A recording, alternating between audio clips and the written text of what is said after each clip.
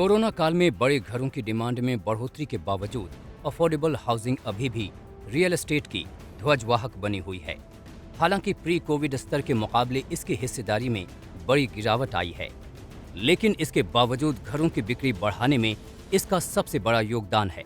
PropTiger.com की report के मुताबिक भारत के 8 बड़े रियल एस्टेट मार्केट्स में कुल घरों की बिक्री में 43% हिस्सेदारी 45 लाख रुपए तक के घरों की थी।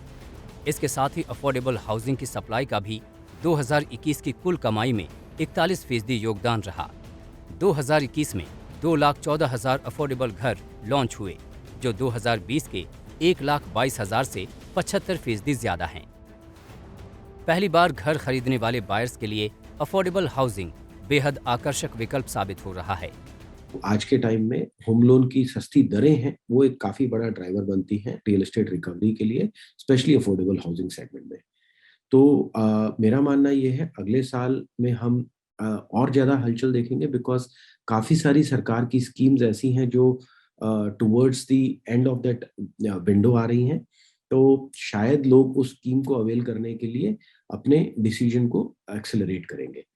मेरा तो उम्मीद यही रहेगी कि सरकार को ये स्कीम्स को एक्सटेंड करना चाहिए, बिकॉज अफोर्डेबल हाउसिंग ना तो ओनली रियल एस्टेट रिकवरी के लिए इम्पोर्टेंट है, but overall economy, overall GDP growth के लिए काफी बड़ा कंट्रीब्यूशन फैक्टर है। अफोर्डेबल हाउसिंग के होम लोन के ब्याज भुगतान पर टैक्स छूट भी बाकी घरों के मुकाबले ज्यादा है।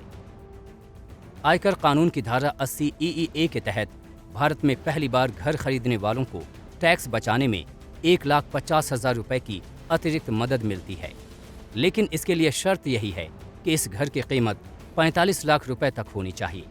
इसके साथ ही खरीदार को होम लोन पर उसके इनकम ब्रैकेट के हिसाब से PM आवास योजना के तहत सब्सिडी भी मिलती है। बड़े घरों की डिमांड में बढ़ोतरी के बावजूद अफोर्डेबल हाउसिंग की सप्लाई और बिक्री बढ़ने की वजह कोरोना के बाद अपने खुद के घरों की जरूरत है। पोस्ट कोविड रियल एस्टेट में एकदम से बूम आया है। डिमांड इतनी बढ़ चुकी है मार्केट के अंदर, सप्लाई इतनी नहीं है एज ऑफ नाउ, और कॉस्ट ऑलरेडी कंस्ट्रक्शन की इतनी बढ़ चुकी है। दूसरा, गवर्नमेंट का बहुत सपोर्ट है in terms of the schemes. अगर आप देखेंगे CLSS स्कीम, इनकम टैक्स की जो रिबेट है उसके अंदर मिल रहा है कस्टमर्स को बेनिफिट। फिर जो RBI का, जो MCLR का जो सेम बेनिफिट देना, वो बहुत बड़ी ये चीज़ें हैं जो मार्केट में इन्फ्लुएंस करती है सेल्स को, और बूस्ट मिल रहा है मार्केट को सब चीज़ों से। 2021 की यह सफलता 2022 में भी दोहराए जाने की भरपूर उम्मीद है।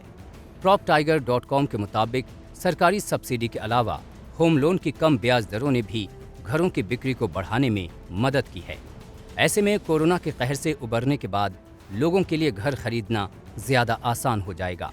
इसके साथ ही ग्रामीण और शहरी दोनों क्षेत्रों में अफोर्डेबल हाउसिंग के सेगमेंट में सप्लाई बढ़ाने का आधार भी सरकार ने बजट में इस सेक्टर के लिए 48,000 करोड़ रुपए के ऐलान के साथ तैयार कर दिया है।